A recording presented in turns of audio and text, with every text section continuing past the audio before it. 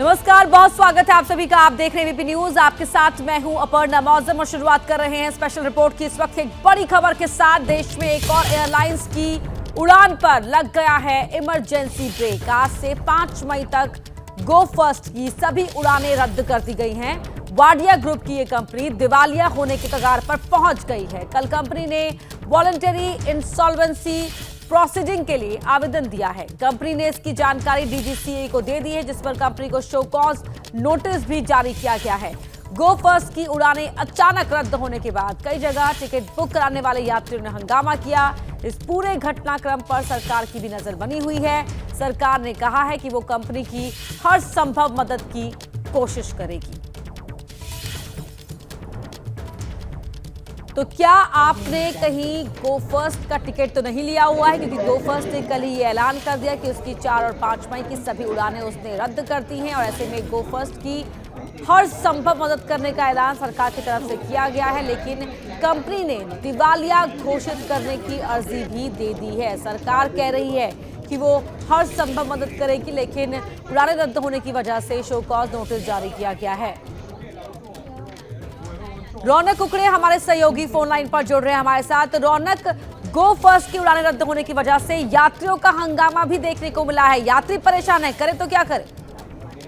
जी, निश्चित तौर पर न केवल दिल्ली मुंबई जैसे शहर बल्कि गोवा, बेंगलोर और हैदराबाद जैसे शहरों से भी इसी तरह की तस्वीरें जो है वो देखने को मिल रही है। एक तो जो गो फर्स्ट का स्टाफ है वो यात्रियों को बिल्कुल इस बारे में पहले सूचना नहीं दे रहा है कि कंपनी की हालत क्या है और क्या वाकई में उड़ान गो फर्स्ट की उस एयरपोर्ट से उड़ने वाली है या नहीं।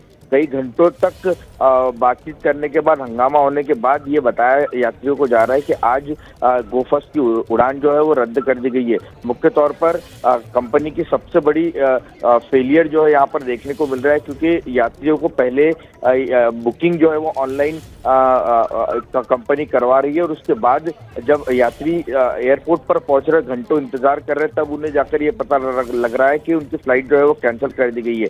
इसकी वजह से काफी परेशानी का सामना करना पड़ रहा है और इसकी दूसरा सबसे बड़ा नुकसान ये हो रहा है कि एक तो टाइम वेस्ट हो ही रहा है, लेकिन जब दूसरी फ्लाइट से उसकी भी टिकट जो है गो फर्स्ट की फ्लाइट कैंसिल होने की वजह से दुगने दाम जो है वो दूसरी फ्लाइट वसूल रही है। तो मुख्य तौर पर कई जगहों पर इस तरह की स्थिति देखने को मिल रही है और यात्री काफी परेशान दिखाई दे रहे हैं। बड़ा सवाल तो रौनक ये है ना कि रातों रात तो कंपनी दिवालिया नहीं हुई है। हालांकि कंपनी की तरफ से अर्जी दी गई है, लेकिन कंपनी तो पहले से समझ रही होगी ना कि उसकी कंडीशन क्या है, उसका फाइनेंशियल स्टेटस क्या है।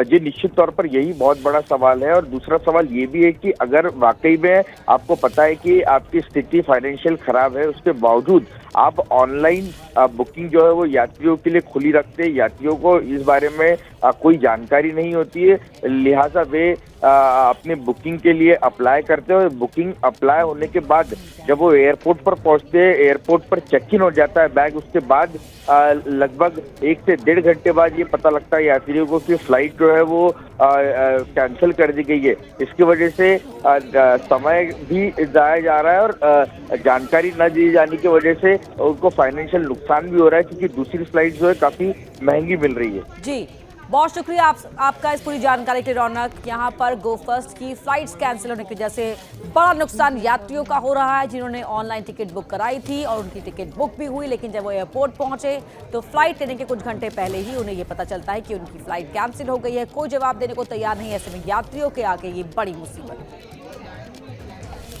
देश की सियासत में एक ऐसा तूफान आया है जिसके आफ्टर इफेक्ट 2024 के लोकसभा चुनाव तक दिखाई देंगे। महाराष्ट्र के पूर्व चीफ मिनिस्टर, एनसीपी के अध्यक्ष और देश की सियासत की नब्ज समझने वाले इस वक्त के सबसे सीनियर पॉलिटिशियन में से शरद पवार ने सियासत से संन्यास का ऐलान कर दिया। पार्टी के अध्यक्ष पद से इस्तीफा दे दिया। लेकिन पवार के इस्तीफे के साथ चर्चा सुप्रिया सुले के उस बयान की हो रही है जिसमें उन्होंने देश में 2 सियासी विस्फोट का जिक्र किया था। 17 अप्रैल 2023 को सुप्रिया सुले ने बयान दिया था कि 15 दिन के अंदर 2 सियासी विस्फोट होने वाले हैं, एक महाराष्ट्र में तो दूसरा डेवलपमेंट दिल्ली में होगा। तो 15 दिन में 2 सियासी विस्फोट होंगे। सुप्रिया ने पहले सियासी विस्फोट का जिक्र महाराष्ट्र की सियासत को लेकर किया था। नतीजा ये हुआ कि शरद पवार ने अध्यक्ष पद से इस्तीफा दे दिया, लेकिन मान मुनव्वल का दौर अभी भी जारी है। और अब सवाल ये है कि आगे क्या होगा। क्या सुप्रिया सुले को पवार पार्टी की कमान सौंपेंगे या अजीत पवार पार्टी चलाएंगे? कहीं ऐसा तो नहीं कि सुप्रिया को कमान सौंपने के बाद अजीत पवार बागी हो जाए और दूसरा गुट बना ले। सियासत की अगर बात करें तो राजनीति संभावनाओं का खेल है, मगर बात यहां दूसरी भविष्यवाणी की करना भी जरूरी हो जाता है। तो क्या दिल्ली से कोई बड़ी खबर मिलने वाली है? क्योंकि सुप्रीम कोर्ट ने उद्धव गुट की अपील पर अपना फैसला रिजर्व रखा हुआ है, और अगर ये फैसला उद्धव के हक में आया तो महाराष्ट्र की सियासत में उठापटक तय है। लेकिन पहले देखते हैं शरद पवार की पॉलिटिक्स का लेटेस्ट एपिसोड। राष्ट्रवादी काँग्रेस पक्षाच्या अध्यक्षपदावर निवडणुकीचा निर्णय आज घेतलेला आहे। ये क्या हुआ, क्यों हुआ, कैसे हुआ? जब तक कोई कुछ सोच पाता, महाराष्ट्र के महाचाणक्य ने तरकश से रिटायरमेंट का तीर निकाला और हिचकोले खाती महाराष्ट्र की सियासत की रोटी को जलने से पहले पलट दिया। तरी थांबायचा विचार सुद्धा केला पाहिजे, पण मी राष्ट्रवादी काँग्रेस पक्षाच्या अध्यक्षपदावर निवडणुकीचा निर्णय आज घेतलेला आहे। रोटी जली या बची या फिर अधपकी रह गई, ये पवार से बेहतर कोई नहीं जानता। लेकिन इतना जरूर है कि पवार के इस ऐलान के बाद एनसीपी की सियासत में भूचाल आ गया। पवार के रिटायरमेंट प्लान पर एनसीपी में दो फाड़ साफ दिखाई दिया। मंच के सामने मौजूद एनसीपी के नेता मान मनोवल में जुट गए, लाख मनाते रहे, बार बार पवार साहेब को अध्यक्ष पद पर बने रहने की अपील करते रहे। जयंत पाटिल, छगन भुजबल, जितेंद्र आव्हाड ने कहा कि फैसला वापस ले लीजिए, लेकिन जूनियर पवार यानी अजित पवार की लाइन अलग थी और एनसीपी के फ्यूचर प्लान का संकेत दे रही थी। ही साहेबांची भूमिका आहे, तुम्ही पण भावनिक होऊन तरी देखील त्याच्यामध्ये आपण जसं आपल्या घरामध्ये वय झाल्यानंतर नवीन लोकांना संधी देत असतो, शिकवत असतो, आपल्या अधिपत्याखाली त्याला मार्गदर्शन करत असतो, तशा पद्धतीने सगळ्या गोष्टी होतील ना। त्यामध्ये तुम्ही कशा करता काळजी करताय? अजीत पवार की बातों से लगा कि सीनियर पवार का रिटायरमेंट प्लान एक सोचा समझा और संतुलित फैसला था, क्योंकि पिछले कुछ दिनों से अजीत पवार के बयान शरद पवार को परेशान कर रहे थे। पार्टी में टूट की अटकलें भी लगने लगी थी, लेकिन शायद पवार ने इस्तीफे के ऐलान के बाद अजीत पवार की बगावत को रोक दिया। लगेच आता आम्हाला दुसरा पर्याय नाही, आमका नाही। अरे साहेब आहेतच ना, पर्याय नाही, दुसरा कोणाचा पर्याय तुम्हाला मला कळत नाही का? आणि त्याकरता साहेबांच्या मार्गदर्शनाखाली नवीन अध्यक्ष होणारा अपन सगळे त्या अध्यक्षाला साथ देऊ। शरद पवार ऐलान करने के बाद अपने रेजिडेंस सिल्वर ओक की तरफ निकल गए। वहाँ भी नेताओं का जमावड़ा लगा। अब सवाल है कि एनसीपी की आगे की स्ट्रैटेजी क्या होगी, महाअघाड़ी का क्या होगा? क्या अजीत पवार अध्यक्ष पद की कुर्सी संभालेंगे या फिर सुप्रिया सुले का कद बढ़ेगा? इन सारी बातों को लेकर 15 सदस्यों वाली कमेटी बनी हुई है। अब कमेटी एनसीपी की आगे की लाइन और लेंथ तय करेगी। वैसे शरद पवार के इस्तीफे पर इमोशनल ड्रामा भी खूब हुआ। जैसे ही पवार ने इस्तीफे का ऐलान किया, वाईबी चव्हाण सेंटर का माहौल ही बदल गया। कई नेता रोने लगे, पवार खुद भी भावुक हो गए। आखिर 67 साल के एक्टिव पॉलिटिकल लाइफ को एक झटके में अलविदा कह देना भी तो आसान नहीं है। शरद पवार को नरिमन पॉइंट के वाईबी चव्हाण सेंटर से 7 किलोमीटर दूर साउथ मुंबई के भूला भाई देसाई रोड वाले अपने सिल्वर ओक बंगले तक पहुंचने में करीब 20 मिनट लगे होंगे। इतनी ही देर में पवार एनसीपी के अध्यक्ष से मार्गदर्शक बनकर लौटे।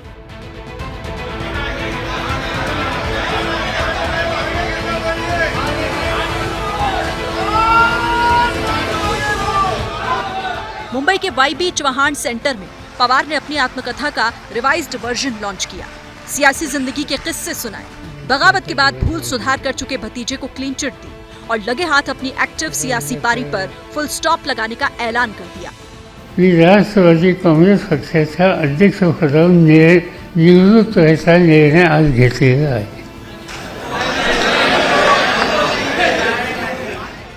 सीनियर पवार ने जैसे ही एनसीपी के अध्यक्ष पद से इस्तीफे की बात कही, बुक लॉन्च का मंच भावनाओं का समंदर बन गया। कोई फूट फूट कर रोया।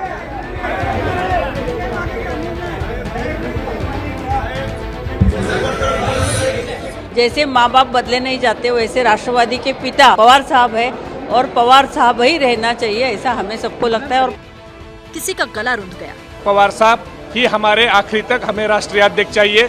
जब तक साहब नहीं आते तब तक हम हमारा ऑपरेशन जारी रखेंगे। तो किसी ने कहा, तुम ही नेता, तुम ही माई बाप, तुम ही पार्टी के भगवान, तुम्हारे बगैर कुछ भी नहीं है। ऐसा लग रहा है कि हमारे परिवार का कोई सदस्य इस तरीके का निर्णय लिया है और हम लोगों पे एक बिजली जैसी गिरी हुई है। आज पवार ने एनसीपी अध्यक्ष की कुर्सी छोड़ी, लेकिन अजित पवार को छोड़कर ऐसा कोई नहीं था जिसने सीनियर पवार का रिटायरमेंट प्लान मंजूर किया हो। इसीलिए मान मनोवल चलती रही। हम हाथ जोड़ेंगे, सर पीटेंगे, लेकिन पवार साहब का अपना राजीनामा वापस लेने के बोलेंगे। सब आग्रह कर रहे हैं, विनती कर रहे हैं कि ये निर्णय वापस लिया जाए। पवार पार्टी का अध्यक्ष पद छोड़ने का फैसला वापस लेंगे या नहीं, ये सस्पेंस छोड़कर शरद पवार वाईबी चौहान सेंटर से अपने बंगले के लिए निकल पड़े। लेकिन समर्थकों ने गाड़ी रोक ली और कार्यकर्ता कार के आगे लेट गए।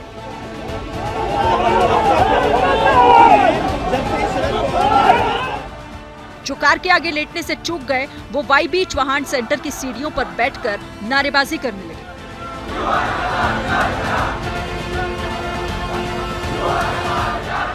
आप देख सकते हैं वाईबी चौहान के बाहर जितने भी राष्ट्रवादी कांग्रेस पार्टी के कार्यकर्ता हैं वो यहाँ पर बैठे हैं सीढ़ियों पर, और उनका एक ही कहना है कि शरद पवार अपना इस्तीफा वापस लो और आप ही हमारे अध्यक्ष हैं, आपके अलावा हम किसी और को अध्यक्ष की भूमिका में नहीं देखते।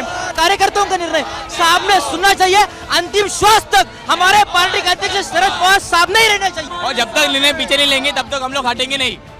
और पुलिस एस्कॉर्ट में पवार की गाड़ी उनके सिल्वर ओक बंगले में पहुंच गई, और इसी के साथ पवार के बंगले पर प्रफुल्ल पटेल, छगन भुजबल, दिलीप वलसे पाटिल, धनंजय मुंडे, अजित पवार और रोहित पवार जैसे तमाम नेताओं का तांता लग गया।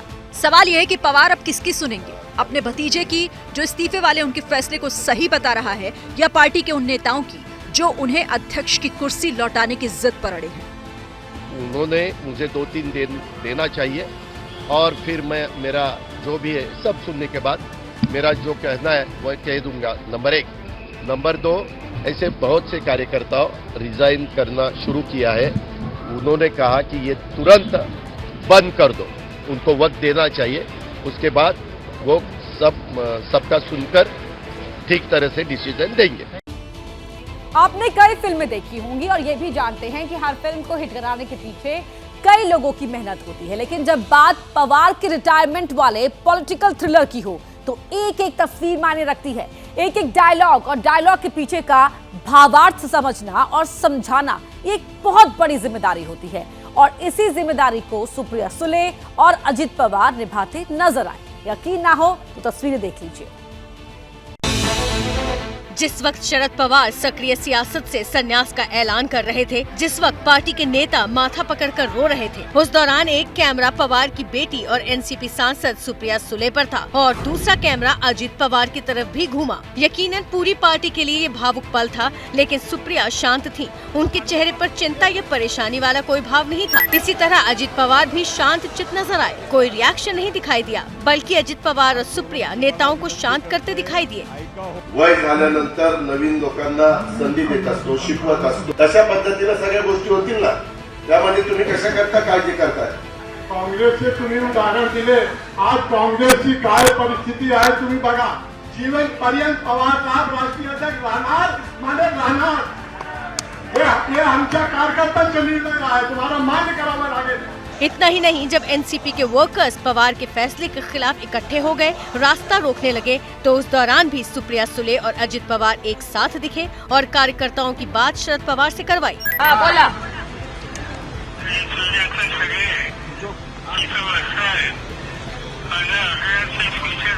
इसका मतलब यह है कि जिस बात का इल्म एनसीपी के दूसरे नेताओं को नहीं था, हो सकता है उसके बारे में सुप्रिया और अजित पवार पहले से जानते हो। यही वजह है कि प्रफुल्ल पटेल जैसे नेता ये बयान दे रहे थे कि शरद पवार के बाउंसर के बारे में सब ब्लैंक थे। पार्टी में बिल्कुल बात नहीं हुई थी। मैंने बल्कि पवार साहब को अभी स्टेज पे जब ये घटना चल रही थी तभी मैंने उनको पूछा, मैंने बोला आपने हमसे बात भी नहीं किया? तो बोले मैंने अगर बात किया होता तो आप लोग हाँ बोलते क्या मुझे? हालांकि इसका दूसरा मतलब ये भी है कि शायद शरद पवार ने इस्तीफा देकर पार्टी की अगली लीडरशिप को लेकर सब कुछ क्लियर कर दिया है, क्योंकि वो सुप्रिया और अजित पवार के बीच पावर को बैलेंस तो पहले ही कर चुके थे। 1999 में एनसीपी बनने के बाद से ही सियासी हलकों में चर्चा होती रही है कि पार्टी में दो खेमे बन गए हैं। एक खेमा अजित पवार का, शरद पवार के जो भतीजे हैं, और दूसरा खेमा उनकी बेटी सुप्रिया सुले का। लेकिन सार्वजनिक तौर पर शरद पवार बार बार यही कहते रहे हैं कि अजित पवार महाराष्ट्र की राजनीति में रहेंगे और सुप्रिया सुले केंद्र की राजनीति संभालेंगी। मगर शिवसेना में टूट के बाद पवार को एनसीपी की चिंता सता रही थी, और जब सुप्रिया को लीड रोल देने की अटकलें बढ़ी, तब अजीत पवार ने अपनी पावर दिखानी शुरू कर दी और उनके समर्थन में कई लीडर्स दिखाई दिए। पवार चाहते थे कि एनसीपी का हाल शिवसेना जैसा न हो, इसीलिए उन्होंने सेफ एग्जिट वाला रास्ता तलाशा, जिसने महाराष्ट्र में पार्टी की अंदरूनी सियासत को साधा और पवार के दिल्ली प्लान को विस्तार देने का मौका दिया।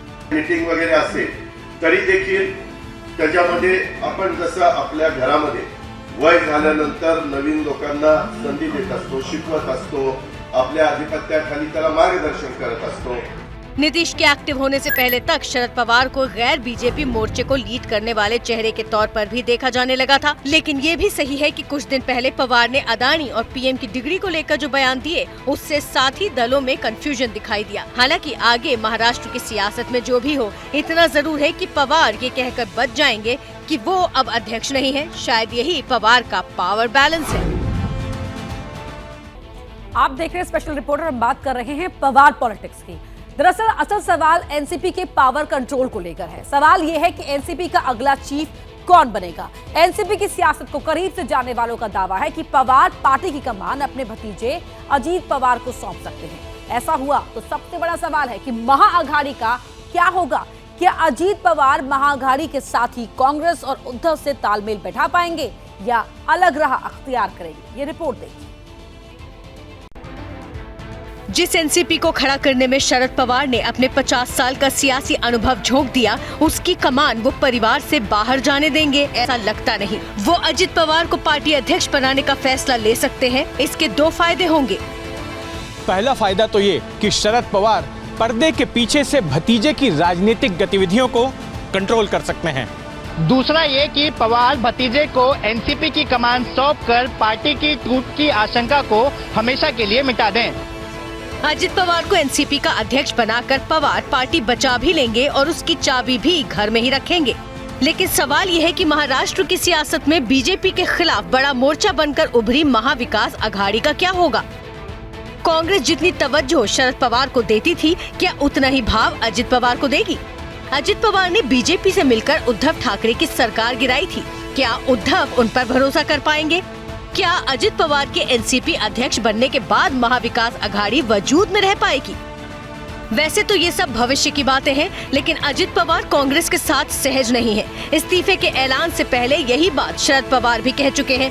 पवार ने खुद कहा कि जब महाविकास अघाड़ी ने महाराष्ट्र में सरकार बनाई थी, तब कांग्रेस का बर्ताव अच्छा नहीं था। अजित पवार इसी तरह से बीजेपी के साथ गए थे। सवाल यह है कि क्या अध्यक्ष बनने के बाद अजित पवार कांग्रेस के साथ निभा लेंगे? क्या अजित पवार बीजेपी से हाथ मिलाएंगे? इस बात को पूरी तरह खारिज करना भी मुश्किल है, क्योंकि पिछले एक महीने में अजित पवार कई मौकों पर प्रधानमंत्री नरेंद्र मोदी की तारीफ कर चुके हैं। वैसे बीजेपी को भी अजित पवार की कम जरूरत नहीं है। महाराष्ट्र में शिवसेना विधायकों की अयोग्यता पर सुप्रीम कोर्ट जल्द ही फैसला सुना सकता है। अगर सुप्रीम कोर्ट ने शिंदे गुट के विधायकों को अयोग्य ठहराया, तब बीजेपी अजित पवार की मदद के बिना सरकार नहीं बचा पाएगी। अगर ऐसी नौबत आई तो दावा किया जाता है बीजेपी सरकार में बने रहने के लिए अजित पवार से दूसरी बार हाथ भी मिला सकती है और मुख्यमंत्री बनने का ऑफर भी दे सकती है। वैसे भी राजनीति संभावनाओं का खेल है और महाराष्ट्र की सियासत ने जो टर्न लिया है, उसमें संभावनाओं की कमी नहीं है।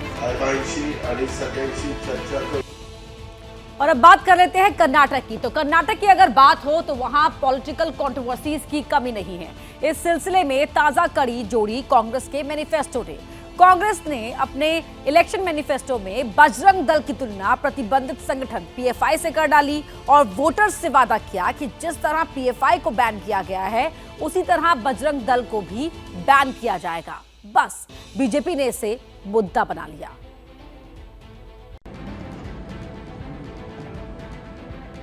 जैसे ही कांग्रेस पार्टी ने कर्नाटक चुनाव के लिए अपना मैनिफेस्टो जारी किया, बजरंग दल को बैन करने की बात कही, तभी से कर्नाटक की सियासत में बजरंग बली और भगवान राम ट्रेंड करने लगे।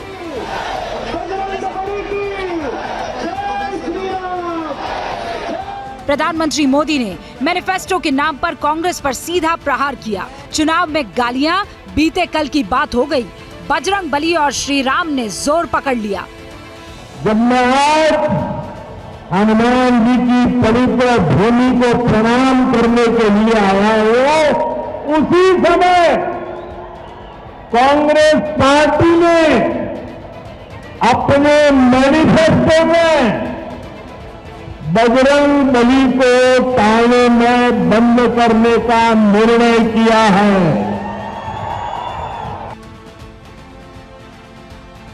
असल में कांग्रेस ने मैनिफेस्टो जारी कर बजरंग दल और पीएफआई का जिक्र किया और कहा कि धर्म के नाम पर नफरत फैलाने वालों पर एक्शन लिया जाएगा।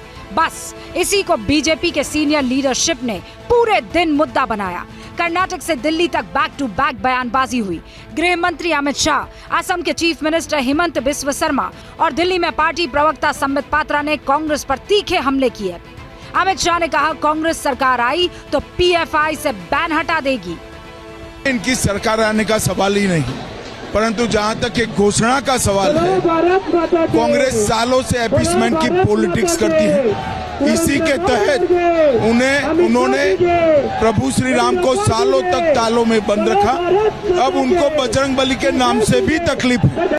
आज कांग्रेस बोल रहा है कि मैं मुसलमान को 4% रिजर्वेशन दूंगा, तो लगभग तो ये मुस्लिम लीग का मैनिफेस्टो बन गया। बाकी क्या रह गया? कांग्रेस ने आज देश का माहौल खराब कर दिया पीएफआई का स्पोक्स पर्सन बन के। कांग्रेस पार्टी जिस प्रकार से मंगलवार के दिन बजरंग बली के अपमान में उतर कर आई है, आज कांग्रेस पार्टी को सोचना पड़ेगा कि 2014 के बाद से बार बार ये कांग्रेस पार्टी के ऊपर बजरंग बली का जो प्रकोप है वो क्यों है। बीजेपी अग्रेसिव तो वहीं कांग्रेस भी अपना पक्ष रखने सामने आई। कांग्रेस मैनिफेस्टो में लिखे पॉइंट को डिफेंड करती नजर आई।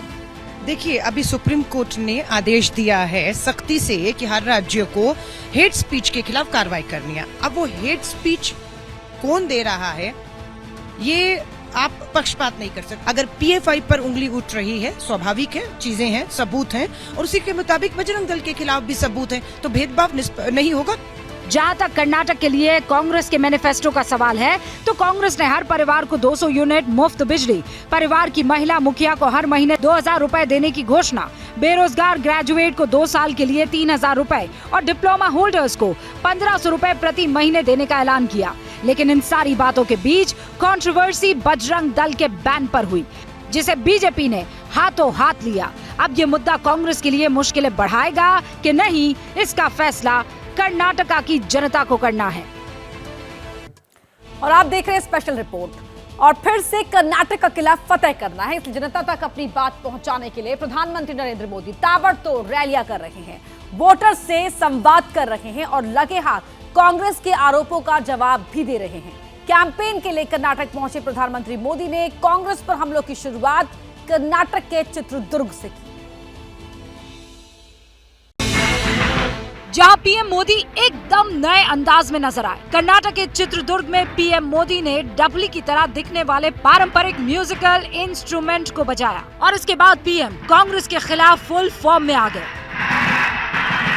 कर्नाटक के मुद्दों का जिक्र किया, कर्नाटक को नंबर 1 बनाने का वादा किया और बातों बातों में बात दिल्ली के बाटला हाउस एनकाउंटर की होते हुए सर्जिकल स्ट्राइक तक पहुंच गई। पीएम ने कहा कि जब दिल्ली में बाटला हाउस एनकाउंटर हुआ था तो कांग्रेस की सबसे बड़ी नेता की आंखों में आंसू थे।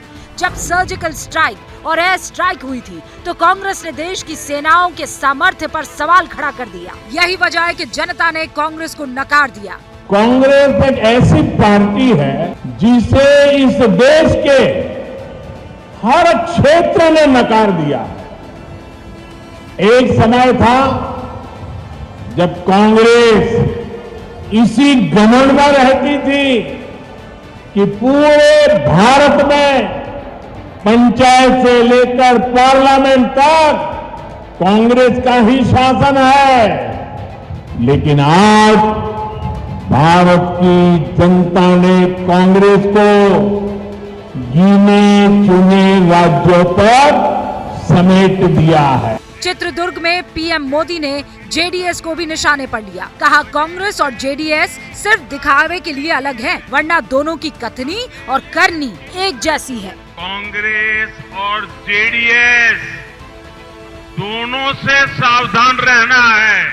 कांग्रेस जेडीएस दिखावे के लिए 2 दल हैं, लेकिन दिल से और अपनी करतूतों से ये दोनों एक ही है।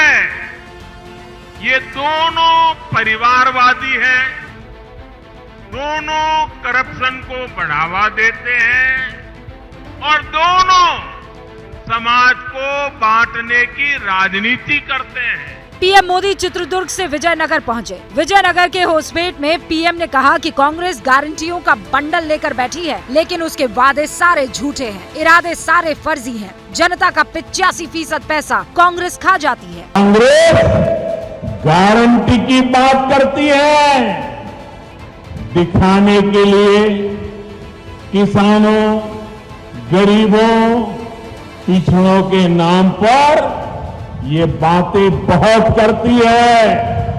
कांग्रेस की नजर इन योजनाओं के 85% पैसे पर होती है। हमें कर्नाटका को कांग्रेस के 85% ये कमीशन की आदत रखने वाली कांग्रेस से बच करके रखना है। प्रधानमंत्री चित्रदुर्ग और विजयनगर के अलावा रायचूर जिले के सिंधनूर और कलबुर्गी भी गए। हर जगह उनके निशाने पर कांग्रेस और जेडीएस रही। कर्नाटक में प्रधानमंत्री के हमलों का सामना किया कांग्रेस नेता राहुल गांधी ने। चिकमंगलूर में राहुल गांधी प्रधानमंत्री मोदी के लिए सलाह लेकर सामने आए। पैसे करिए अपने भाषणों में 70% आप अपने बारे में बोलिए, खोल के बोलिए।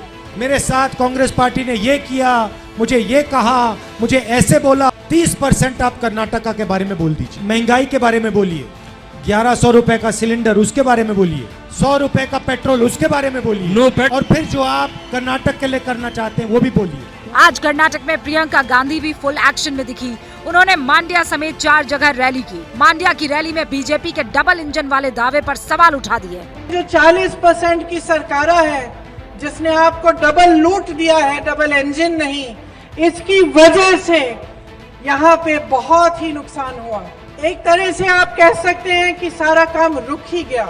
कर्नाटक में बीजेपी सत्ता बचाने की जंग लड़ रही है, लेकिन कांग्रेस के लिए मामला थोड़ा अलग है। कांग्रेस को लग रहा है कि यहाँ जीत मिली तो 2024 के लोकसभा चुनाव में संजीवनी मिल सकती है, लेकिन मुश्किल ये है कि उसका मुकाबला मोदी और शाह की उस जोड़ी से है जिसे विरोधी भी चुनावी जीत का हिट विनिंग कॉम्बिनेशन मानते हैं। वैसे इसमें कोई शक नहीं कि कर्नाटक के रण में कांटे का मुकाबला है। कभी तराजू का पलड़ा एक तरफ झुकता है, एक पार्टी की तरफ झुकता है, तो कभी दूसरी पार्टी की तरफ। कर्नाटक में बीजेपी उम्मीदवारों की डिमांड है कि योगी आदित्यनाथ की ज्यादा से ज्यादा रैलियां उनके लिए हो, उनके प्रचार के लिए हो, लेकिन योगी के सामने उत्तर प्रदेश के निकाय चुनाव जैसा बड़ा इम्तिहान है। एक ही दिन में योगी ने ताबड़तोड़ रैली की। माफियागिरी के खिलाफ योगी फिर दहाड़े। प्रयागराज में अतीक अहमद के गढ़ में गरजते हुए योगी ने कहा कि तमंचा उठाने की कीमत क्या होती है ये यूपी को पता है।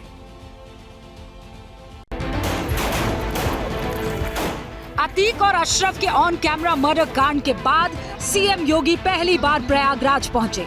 रैली भी अतीक के गढ़ में की और बगैर नाम लिए निशाना लगाया डायरेक्ट माफिया पर। पापाचार का शिकार बना दिया था, लेकिन ये प्रकृति सबका हिसाब बराबर करके रख देती है। आज व्यापारी को कोई व्यापारी रंगदारी नहीं देता है। बेटियां स्कूल जा सकती हैं। आज युवाओं के हाथों में तमंचे नहीं, क्योंकि सबको मालूम है कि तमंचे की कीमत क्या होती है और तमंचे की दुष्परिणाम भी क्या होते हैं।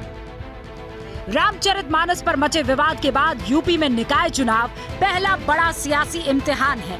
योगी ने रामचरितमानस की ही एक चौपाई उठाई और विपक्ष को बीजेपी की फेवरेबल पिच पर हिट करने का चैलेंज दिया। भारतीय जनता पार्टी के लोग कॉमर्शियल पॉलिटिशियन, उन्हें मालूम है कि जो जहाज है 24 की तरफ वो जहाज डूब रहा है, तो कॉमर्शियल अंदाज में पॉलिटिक्स करते हैं। समाजवादी लोग सिद्धांतों की, जमीन की राजनीति करते हैं। समाजवादी पार्टी के फर्स्ट फेज में समाजवादी पार्टी गेन कर रही है और हम पूरी ताकत से बीजेपी को इसमें हम दखल करेंगे। वैसे माफिया के खिलाफ योगी के कड़े तेवर और सॉलिड एक्शन को धार मिली उमेश पाल के परिवार से। सोशल मीडिया के सहारे उमेश पाल के परिवार ने निकाय चुनाव में बीजेपी को वोट देने की अपील की। कमल के बटन को दबा करके भारी मतों से विजयी कराएं, बाबा जी को उनको यानी उनको एक तरह से मौका फिर से दोबारा दे कि वो फिर उसे जो समाज की बहू बेटियां हैं वो सुरक्षित तौर से घूम सके, रह सके और इस तरह का जो माफियागिरी है ये ख़त्म हो सके। मेरा उनसे ये एक निवेदन है कि वो कमल का फूल का बटन दबाएं और भारी बहुमत से प्रत्याशियों को जिताएं ताकि मुख्यमंत्री जी का आने वाले समय में जो गुंडा माफिया और भी बचे हैं उनकी भी सफाया हो। अब नजर 4 मई पर है जब निकाय चुनाव के फर्स्ट फेज की वोटिंग होगी। दूसरे फेज में 11 मई को मतदान होगा और नतीजे 13 मई को देश के सामने आ जाएंगे। स्पेशल रिपोर्ट देख रहे हैं आप। देखिए, सियासी सरगर्मियों के बीच में हमारी नजर दिल्ली के जंतर मंतर पर पहलवानों के प्रदर्शन पर भी बनी हुई है। जंतर मंतर पर आज कुश्ती महासंघ के अध्यक्ष कल माफ कीजिएगा ब्रजभूषण शरण सिंह के खिलाफ पोस्टबाजी हुई। इस पर ब्रजभूषण ने पहलवानों को जवाब दिया। वैसे पहलवानों के मंच पर तमाम पॉलिटिकल लीडर्स के बाद अब टिकैत की भी एंट्री हो गई है। पहलवानों के मंच से टिकैत ने सरकार पर तीखे सवाल दागे। जंतर मंतर पर पहलवानों के धरने को किस तरह का सपोर्ट मिल रहा है, इसकी तस्वीरें अब और क्लियर हो गई। पहलवानों के प्रोटेस्ट के 10वें दिन किसान आंदोलन के चेहरे रहे राकेश टिकैत की एंट्री होती है। पहलवानों की मांग का समर्थन होता है और ब्रजभूषण को लेकर सरकार पर तीखे सवाल दागे जाते हैं। देश में सरकार का कानून अलग है, जो सरकार के लोग हैं उनके लिए कानून अलग है और जो आम आदमी है उसके लिए कानून अलग है। ये आम आदमी के खिलाफ अगर रिपोर्ट दर्ज होगी शोषण की, महिला उत्पीड़न की, तो तुरंत के तुरंत गिरफ्तारी है। और एक सांसद जो सरकार में शामिल है उसके खिलाफ रिपोर्ट दर्ज होगी तो उसके लिए कानून अलग है। इनको एक जाति का बताएंगे, एक क्षेत्र का बताएंगे, इनको एक परिवार का बताएंगे, सब बताएंगे, लेकिन इनको घबराने की जरूरत नहीं है। ब्रजभूषण सिंह के खिलाफ इस धरने को अब चारों तरफ से सपोर्ट मिलने लगा है। राकेश टिकैत के अलावा दिल्ली के 360 गांव के किसान भी आ रहे हैं। इस दौरान इलाके के जनप्रतिनिधि भी मौजूद रहेंगे और आंदोलन की आगे की रणनीति को तैयार किया जाएगा। इससे पहले पहलवानों की धरने वाली जगह पर 3 बड़े पोस्टर लगा दिए गए। इसमें एक तरफ पहलवानों के खेल इतिहास को दर्शाया गया तो दूसरी तरफ ब्रजभूषण के आपराधिक इतिहास को बताया गया। हम आपको तस्वीरें दिखा रहे हैं सीधे जंतर मंतर की, जहां पर आज पहलवानों की तरफ से 3 बड़े पोस्टर जो है वो यहां पर लगाए गए हैं और जिनमें एक तरफ ब्रजभूषण शरण सिंह के आपराधिक इतिहास का जो उनके ऊपर FIR जो मुकदमे जो हैं उनके ऊपर दर्ज हैं वो दिखाए गए हैं। वहीं दूसरी तरफ जो है जो पहलवान हैं उन्होंने अब तक कितने मेडल जीते हैं, कौन कौन सी प्रतियोगिता में उन्होंने पार्टिसिपेट किया और उसके बाद उन्हें कौन से पुरस्कार जीते हैं, इसकी जानकारी जो है वो आज यहाँ पर धरना स्थल पर बड़े पोस्टर लगा करके दी गई। पहलवान अपनी मांगों पर अड़े हैं, जबकि ब्रजभूषण शरण सिंह भी अपने स्टैंड पर कायम है।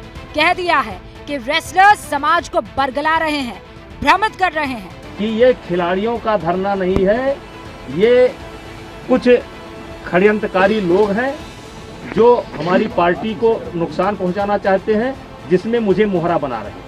ब्रजभूषण चाहे जितनी सफाई दे, लाख दलील दे, लेकिन फैक्ट ये है कि उनके खिलाफ गंभीर धाराओं में FIR दर्ज हो गई है। पॉक्सो एक्ट में केस दर्ज हुआ है। ऐसे में गिरफ्तारी का ना होना सवाल खड़े करता है।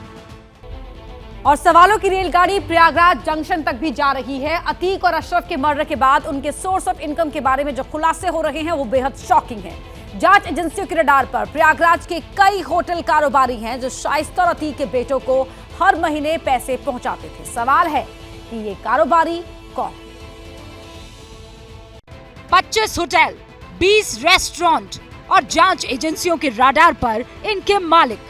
अतीक अहमद के काले साम्राज्य का विस्तार देखकर जांच एजेंसियां भी दंग हैं। पता चला है कि संगम नगरी में अतीक और अशरफ का पैसा करीब 25 होटल्स और 20 रेस्टोरेंट में लगा था। कई होटल के मालिक तो हर महीने माफिया ब्रदर्स को मोटी रकम भी भिजवाते थे। सोर्सेस के मुताबिक अतीक और उसके भाई अशरफ के जेल जाने के बाद इन होटल्स और रेस्टोरेंट से लेन देन शाइस्ता और उसके बेटे किया करते थे।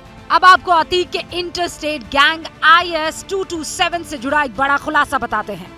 पुलिस और ईडी की जांच में अतीक के करीबियों के बैंक ट्रांजैक्शन हाथ लगे हैं। ABP न्यूज के पास इन संदिग्ध बैंक अकाउंट्स की पूरी डिटेल है। 2 दिन के अंदर लाखों रुपए के ट्रांजैक्शन रिकॉर्ड में है। बैंक स्टेटमेंट की एक कॉपी हमारे हाथ लगी है। एबीपी न्यूज़ के पास ये कॉपी है, जो बैंक स्टेटमेंट है उसकी एक फोटो कॉपी हमारे पास है। ये जो बैंक स्टेटमेंट है ये 7 जनवरी 2016 से लेकर 18 नवंबर 2017 का एक बैंक का अकाउंट है। और ये देखिए जकी अहमद, पहले इस एड्रेस को देख लीजिए, जकी अहमद, और ये घर का नंबर है कसारी मसारी चकिया इलाहाबाद, जीटीबी नगर इलाहाबाद, ये उनका नाम है। किस प्रकार से ट्रांजैक्शन हुए हैं, पैसे कहां से आए हैं, 4 लाख रुपए, उसके ही अगले दिन 5 लाख रुपए, फिर 4 लाख रुपए फिर से निकाले गए, अगले दिन फिर 4 लाख रुपए, कुछ दिनों बाद 3 लाख रुपए, यहाँ पर भी देखिए 4,50,000, 1 लाख, यानी जो एक बड़ा अमाउंट है वो इस बैंक के अकाउंट में पैसे डिपॉजिट किए जा रहे हैं। तो प्रयागराज में माफिया ब्रदर्स के मर्डर के बाद उनके मनी नेटवर्क को ध्वस्त किया जा रहा है, तो वहीं दिल्ली में गैंग वॉर से सनसनी फैल गई। सुबह सवेरे कल तिहाड़ से ऐसी खबर आई कि दिल्ली एनसीआर के क्राइम गैंग सन्न रह गए। जिस टिल्लू ताजपुरिया के नाम से बदमाशों का गैंग दिल्ली एनसीआर में हर तरह के जुर्म को अंजाम देता था, उस टिल्लू ताजपुरिया को विरोधी गैंग ने जान से मार दिया, वो भी देश की सबसे सिक्योर जेल के अंदर। सुबह 6:11 पे सबसे पहले योगेश उर्फ टूंडा अपने हाई सिक्योरिटी वार्ड जो पहली मंजिल पर मौजूद था वहां से एक चादर के सहारे नीचे उतरता है और उसके पीछे पीछे उसके साथ ही दीपक उर्फ तीतर, रियाज और राजेश भवानिया भी उसी चादर के सहारे नीचे फर्स्ट फ्लोर पर आते हैं, नीचे ग्राउंड फ्लोर पे आते हैं। ग्राउंड फ्लोर पर जो हाई सिक्योरिटी वार्ड था उसमें टिल्लू ताजपुरिया जो है बंद था। सूत्र बताते हैं कि उस समय टिल्लू ताजपुरिया जागा हुआ था और उसने इन चारों को ही नीचे उतरते हुए देख लिया था, जिसके बाद वो एक दूसरे ही सेल में, जिसमें रोहित नाम का एक बदमाश बंद था, उसके सेल में जाके पहुंचा। लेकिन ये चारों के चारों उसके पीछे उसी सेल में जाते हैं और उसको खींचते हुए बाहर लेके आते हैं। इस दौरान जो उनके पास सरिया होता है, जिसको उन्होंने हथियार के तौर पे इस्तेमाल किया है सुए के तौर पे, उससे वो रोहित पर भी वार करते हैं। इसके बाद टिल्लू पर रॉड और सुए से 40 से ज्यादा वार करके उसे मौत के घाट उतार दिया गया। सूत्रों के मुताबिक टिल्लू को मारने वाले बदमाशों ने जानबूझकर मर्डर को सीसीटीवी में फ्रेम किया। टिल्लू को बाकी कैदियों के सामने पीटा गया ताकि दहशत जेल के बाहर तक फैले। टिल्लू ताजपुरिया की मौत के बाद गोल्डी बराड़ ने फेसबुक पर पोस्ट लिखकर हत्या की जिम्मेदारी ली। टिल्लू की मौत की वजह वो शख्स बना है जो कभी टिल्लू का जिगरी था, लेकिन कुछ महीने पहले टिल्लू गैंग ने उसे साकेत कोर्ट में ही मरवा दिया। टिल्लू का वो जिगरी था most wanted criminal Gogi. Gangster Tillu Tajpuriya और जितेंद्र उर्फ गोगी की लड़ाई की कहानी दिल्ली यूनिवर्सिटी के इसी स्वामी श्रद्धानंद कॉलेज से शुरू होती है। शुरुआती दौर में दोनों एक दूसरे के काफी अच्छे दोस्त थे। चुनाव के दौरान एक कैंडिडेट को उतारने के लिए दोनों आमने सामने आ गए थे। दोनों के बीच में गैंगवार शुरू हो गई। 2021 में जाके टिल्लू ताजपुरिया ने रोहिणी कोर्ट के अंदर गोगी को कोर्टरूम के अंदर ही गोलियों से मौत के घाट उतरवा दिया। तिहाड़ जेल के अंदर 19 दिन में ये दूसरी हत्या है। इससे पहले 14 अप्रैल को गैंगस्टर प्रिंस तेवरिया को भी एंटी गैंग ने जेल में मार डाला था। सवाल है कि जब तिहाड़ के अंदर ही गैंग वॉर हो रही है तो तिहाड़ के बाहर दिल्ली वाले कितने सुरक्षित हैं? स्पेशल रिपोर्ट में आपका एक बार फिर स्वागत है। क्या किसी सड़क पर कुछ मिनट के अंदर 90 से ज्यादा गाड़ियां एक्सीडेंट का शिकार हो सकती हैं? अमेरिका के इलिनॉय स्टेट में ये हो गया। वजह जानकर आपके होश उड़ जाएंगे। और तबाही का ये मंजर दिखा अमेरिका के मिडवेस्टर्न स्टेट इलिनॉय में। 1 मई को यहाँ डस्ट स्टॉर्म आया। मैदान से लेकर सड़क तक धूल का बवंडर उठ गया। डस्ट स्टॉर्म पूरी तरह से खत्म ही नहीं हुआ था कि इलिनॉय के माइल पोस्ट 76 से माइल पोस्ट 78 के बीच 90 से ज्यादा गाड़ियाँ आपस में टकरा गयी। एक के बाद एक टक्कर होती गयी। ड्राइवर्स को पता भी नहीं चला।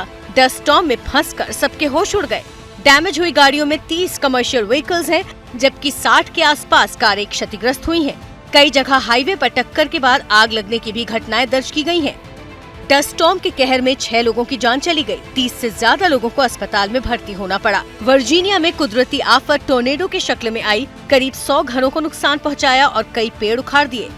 मौसम विभाग के मुताबिक हफ्ते के आखिर में फ्लोरिडा एक बड़े टोर्नेडो अटैक का कहर झेल सकता है। जैसे ही घड़ी का काटा दोपहर 2:30 पे आए, बबीता जी का दिल सास बहू साजिश के लिए मचल जाए। और ये है इनकी बहू, पूरे दिन ऑफिस की टेंशन हो जाए गॉन जब ये करें अपना फेवरेट शो फ्री टाइम पे ऑन। इनकी तरह आप भी देखिए अपना फेवरेट शो अपने टाइम पर और डाउनलोड कीजिए एबीपी लाइव ऐप अपने स्मार्ट टीवी पर।